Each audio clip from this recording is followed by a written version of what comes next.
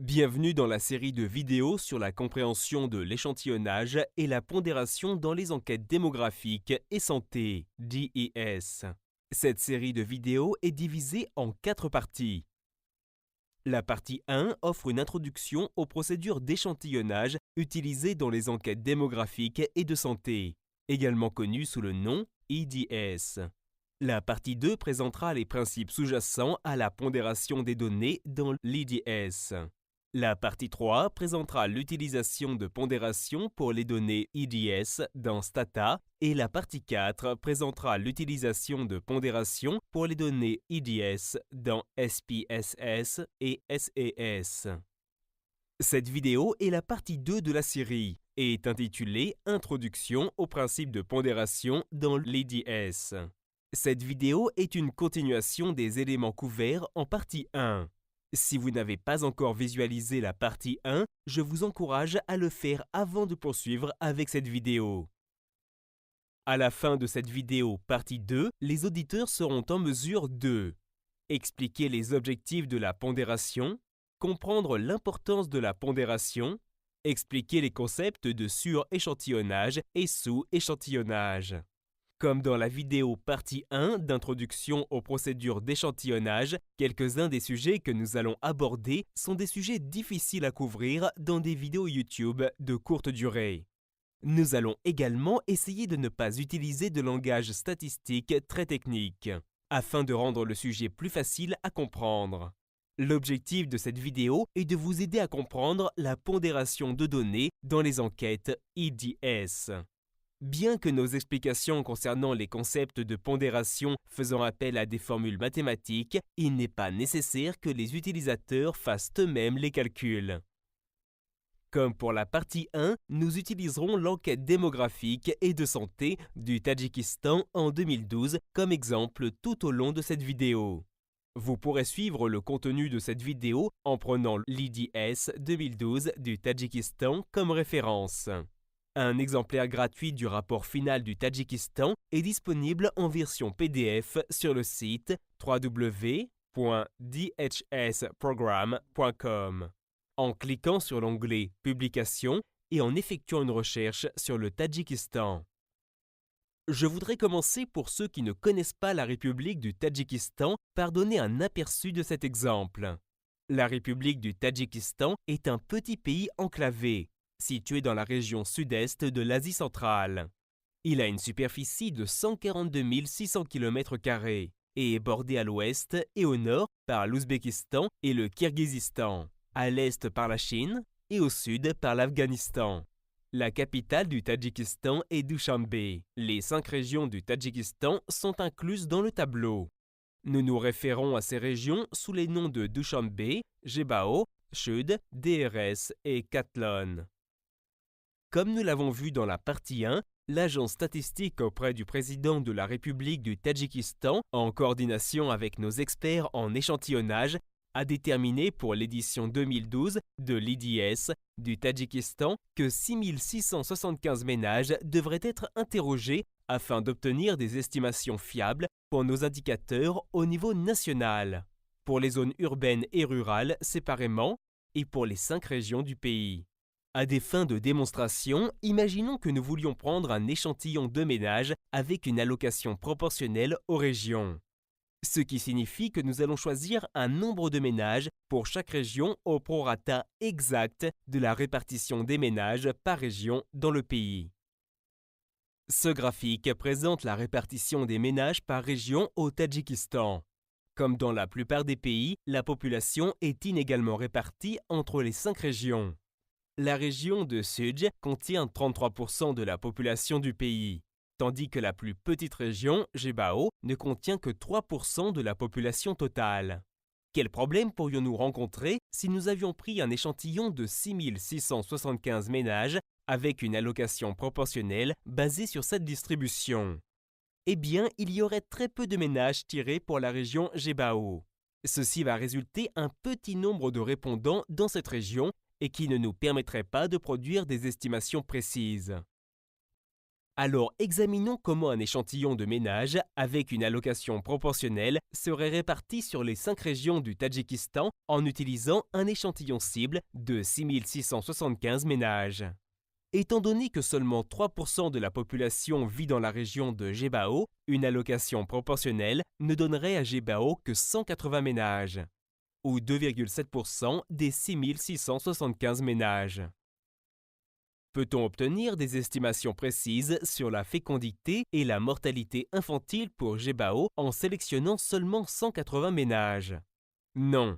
180 ménages ne représentent pas un échantillon de taille suffisante pour obtenir des estimations fiables sur la fécondité et la mortalité infantile pour cette région.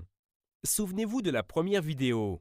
Certains des indicateurs inclus dans les enquêtes IDS, comme la fécondité et la mortalité infantile, nécessitent une taille minimale d'échantillon de 800 à 1000 femmes entre 15 et 49 ans enquêtées avec succès. Il n'est pas possible que nous puissions interroger 800 à 1000 femmes entre 15 et 49 ans dans seulement 180 ménages pour la région de Gebao. Cependant, en raison de contraintes de ressources, il nous est impossible de simplement augmenter la taille de l'échantillon global pour assurer que chaque région dispose d'un échantillon qui peut résulter de 800 à 1000 femmes entre 15 et 49 ans enquêtées, avec une allocation proportionnelle.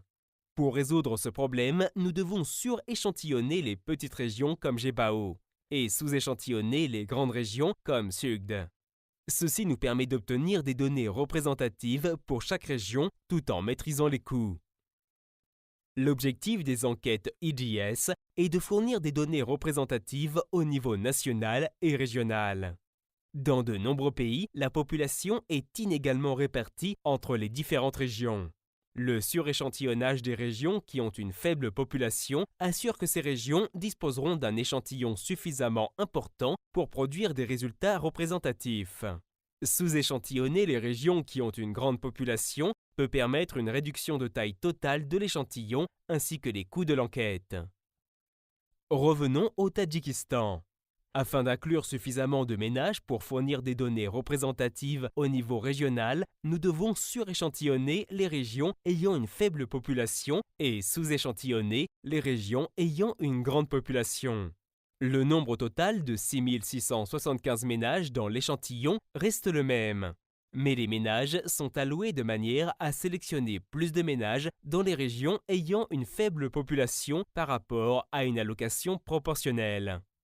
Un sous-échantillonnage a été effectué dans des régions comme Sugd, mais nous sommes convaincus que notre échantillon de 1455 ménages dans la région Sugd est suffisamment important pour produire des estimations fiables. Un suréchantillonnage dans la région de Gebao a permis de sélectionner 795 ménages pour être sûr que nos estimations seront fiables dans cette région. Un suréchantillonnage a également été effectué pour la région de Dushanbe. Il s'agit d'une région uniquement urbaine. Vous pensez peut-être que nous avons maintenant un problème. Du fait qu'un suréchantillonnage a été effectué, Gebao représente maintenant 12% de l'échantillon IDS. Alors cette région ne représente que 3% de la population. Et du fait qu'un sous-échantillonnage a été effectué, Sugd représente maintenant 22% de l'échantillon IDS. Alors cette région représente en réalité 33% de la population. Cela pourrait s'avérer être un problème, car les estimations pour le Tadjikistan dans son ensemble seront faussées puisque la répartition des échantillons est considérablement différente de la répartition de la population réelle du Tadjikistan. Il serait plus aisé d'expliquer cela à l'aide d'un exemple. Pour établir la représentativité de l'échantillon et corriger ses suréchantillonnages et sous-échantillonnages volontaires, l'IDS applique des pondérations. Dans les analyses des données, des poids spécifiques pour les ménages enquêtés et pour les femmes enquêtées sont calculés après la collecte pour chaque enquête IDS respectivement. Je suis certain que vous vous demandez, mais à quoi correspond exactement un poids de sondage ? La définition technique de poids de sondage, un facteur gonflage appliqué à chaque cas dans les analyses de données issues d'une enquête par sondage, appelé poids de sondage ou pondération, qui est en relation avec la probabilité globale de tirage de l'unité échantillonnée. Très bien, voilà qui couvre le jargon technique. Mais qu'est-ce que cela signifie en pratique? IDS utilise toujours des poids normalisés qui correspondent à diviser les poids de sondage par sa moyenne. Ceci rend des poids normalisés inférieurs à 1 dans les zones suréchantillonnées et des poids supérieurs à 1 dans les zones sous-échantillonnées. Les poids sont appliqués à chaque cas. Une femme, un enfant, un ménage, un couple, etc. Pour augmenter ou baisser cette observation si le suréchantillonnage ou le sous-échantillonnage a été appliqué. Cela signifie qu'un cas interrogé représenterait ce nombre de cas similaires dans l'échantillon total. Par exemple, si une femme interrogée dans une enquête a une pondération normalisée de 1,2, elle représenterait 1,2 femmes semblables dans l'échantillon total de l'enquête. Si un ménage dans une enquête a une pondération normalisée de 0,8, ce ménage ne représenterait que 0,8 ménages dans l'échantillon total de l'enquête.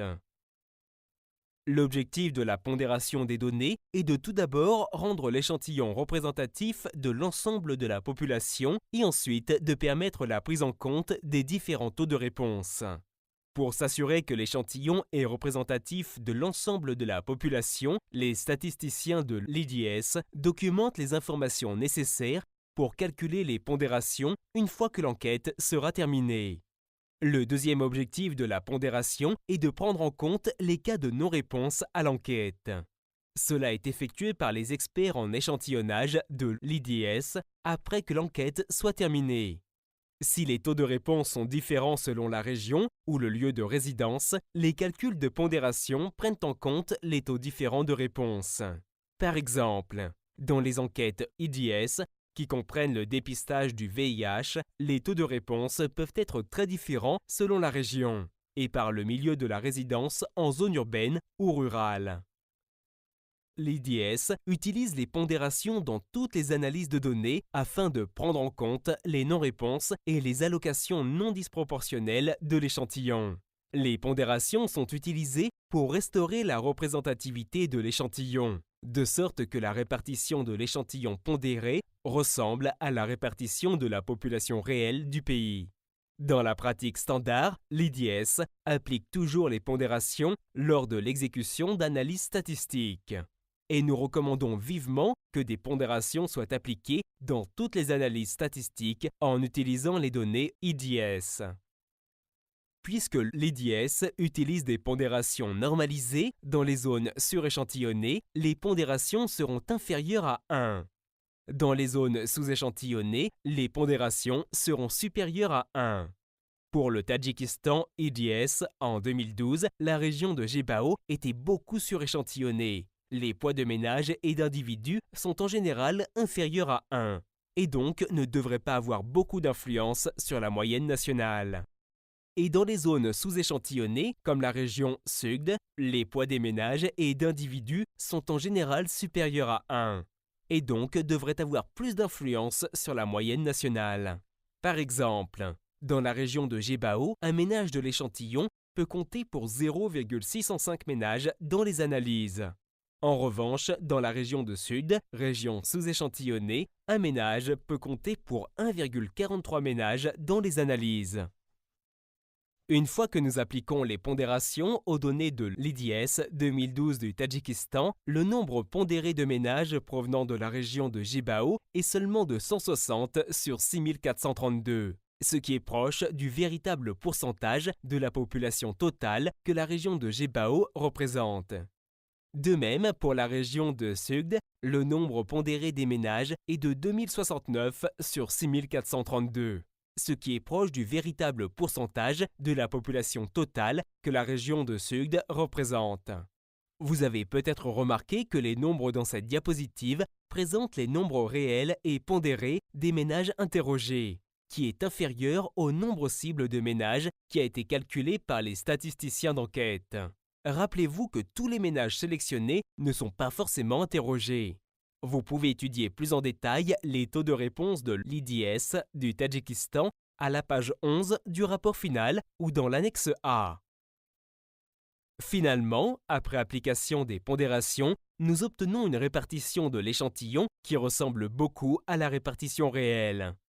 De plus, nous sommes confiants que chaque région dispose d'un échantillon suffisamment important pour que les résultats soient représentatifs au niveau régional. Cela ne peut pas être garanti dans le cas d'un échantillon avec une allocation proportionnelle. En lisant des tableaux DDS, beaucoup de personnes s'inquiètent de la précision d'un indicateur calculé à partir d'un échantillon de petite taille, nombre de cas pondérés. En effet, la précision d'un indicateur ne dépend que du nombre de cas non pondérés de répondants, qui ne sont généralement pas donnés dans les tableaux IDS. La plupart des tableaux IDS montrent que le nombre de cas pondérés de ménages ou de répondants, ce qui peut parfois sembler être un échantillon de très faible taille si le domaine d'étude est beaucoup suréchantillonné. Donc, même si vous observez un nombre de cas très faible dans un tableau DS, ne vous inquiétez pas, car ce nombre pourrait être plus petit que le nombre non pondéré de cas que nous avons réellement interrogés. Pour vous aider à évaluer la fiabilité des indicateurs publiés, les tableaux du rapport final utilisent des symboles pour vous indiquer si un indicateur est calculé sur un nombre de cas non pondérés, qui est trop petit pour être considéré comme fiable. Pour les indicateurs qui sont tous sous forme de pourcentage, les parenthèses indiquent que l'indicateur est calculé sur 25 à 49 cas non pondérés. Cela signifie que le résultat doit être interprété avec prudence. Un astérisque indique que l'indicateur est calculé sur moins de 25 cas non pondérés, ce qui est trop faible pour être fiable. Les tableaux IDS ne présentent même pas les valeurs de ces indicateurs. Ceci conclut la partie 2 de la série de vidéos d'introduction à l'échantillonnage et la pondération dans les enquêtes IDS. Nous espérons que vous êtes maintenant en mesure d'expliquer les objectifs de la pondération, de comprendre l'importance de la pondération et être capable d'expliquer le concept de suréchantillonnage et de sous-échantillonnage dans l'IDS.